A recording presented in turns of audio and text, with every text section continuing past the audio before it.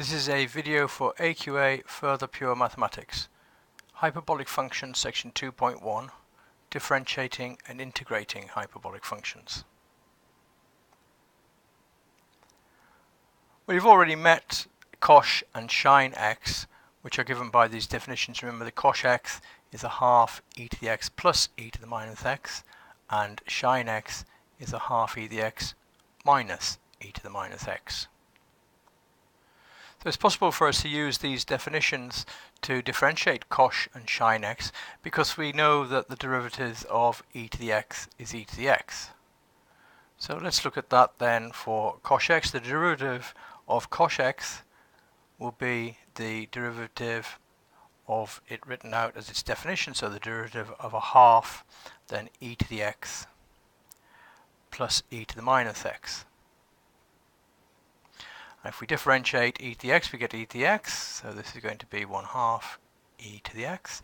And if we differentiate e to the minus x, we get minus e to the minus x, so that's going to be a half e to the x minus e to the minus x. And of course, that's the definition of sine x. So therefore, we can say that the derivative of cosh x is equal to sine x.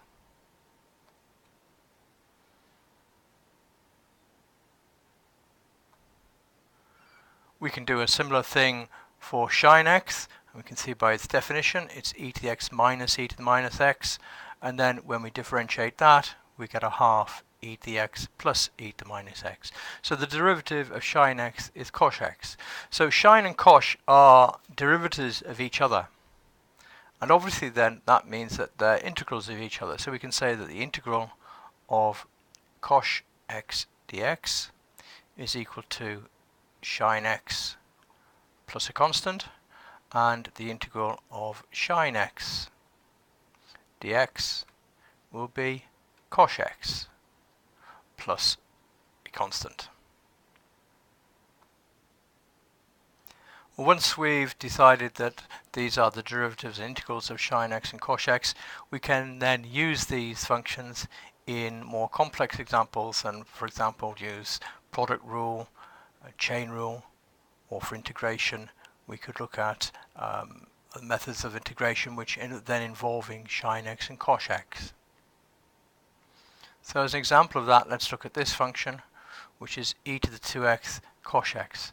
So there are actually a couple of different ways of doing this. One way is to treat it as a product and say that using the product rule, then we can say that f dashed x, the derivative, will be the derivative of e to the 2x, which is 2 e to the 2x multiplied by cosh x. So that's the first one, derivative of the first multiplied by the second, and then plus the first e to the 2x multiplied by the derivative of cosh, which is sine. So sine x. Now we can therefore put the definitions in of cosh and sine. So we'll get 2e to the 2x, and cosh x is 1 half of e to the x plus e to the minus x, and then we've got e to the 2x, and sine x is 1 half e to the x minus e to the minus x. We can simplify this expression by factoring out a half and e to the 2x. So outside the bracket we've got 1 half e to the 2x, and then inside the bracket from the first one we'll have 2 e to the x, and from the second one we've got then e to the x, so it's going to be 3 e to the x.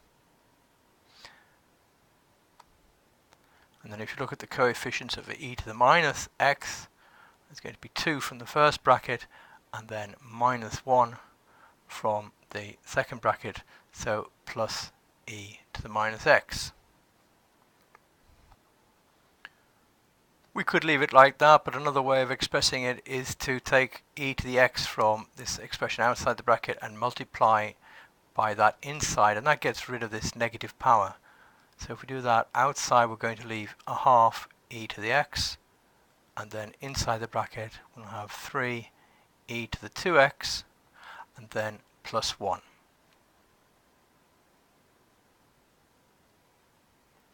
Now, an alternative way of doing this would be to start off by saying that f of x is equal to e to the 2x, and then multiplied by the definition of cosh x, which is a half e to the x plus e to the minus x, and then multiplying that out before differentiating. So here you'll see both methods. First one by using the product rule, and the second one, as I was saying, you could multiply the definition of cosh x by e to the 2x to produce this function for f of x, and then differentiating that. Both of them obviously producing the same answer, just by different ways of working. Now let's look at an integral. Here we're asked to find the exact value of the integral between 0 and x equals log 2 under the curve of sine 2x. So in other words, this area here on the diagram. And what we need to do then is to say that the area is going to be the integral from 0 up to log 2 of sine 2x dx. Well, we know that the integral of sine is cosh, so the integral of sine 2x is going to be 1/2 cosh 2x evaluated between 0 and log 2. Now you could use a calculator for that, as long as you're confident that your calculator will handle the values of cosh exactly. So you must make sure that you get an exact value here. However, another way of doing it would be to use the definition of cosh 2x. So taking out the factor of half, we get 1/2, and then inside the bracket we've got the definition of cosh 2x, which is 1/2 of e to the 2x plus e to the minus 2x, and we need to evaluate that between 0 and log 2. Well, that's going to give us, if we substitute log 2, e to the 2 log 2, so that's the same as e to log 4, which is 4. So we get 1/2 of, then inside the bracket, 1/2 of 4, and then plus e to the minus 2x, so e to the log of 1/4, and therefore that is plus 1/4. And then when we put the value 0 into there, we're going to get minus 1/2 of e to the 0, which is 1, and plus 1. And if you evaluate that, it comes to 9/16.